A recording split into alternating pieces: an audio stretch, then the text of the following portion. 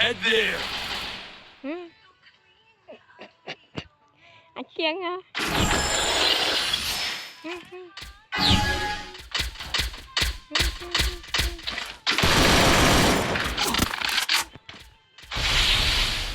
Bằng cho người ta lừa mấy họ móc bánh này bật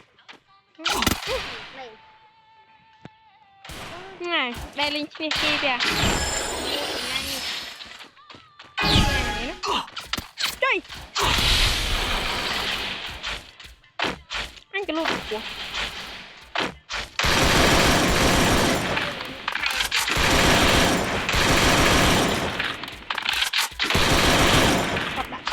mới này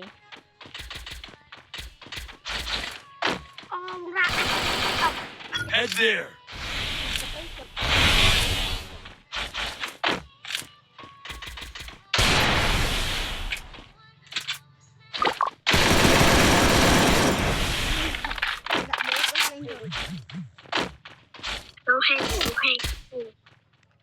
hãy cái gà này linh mốt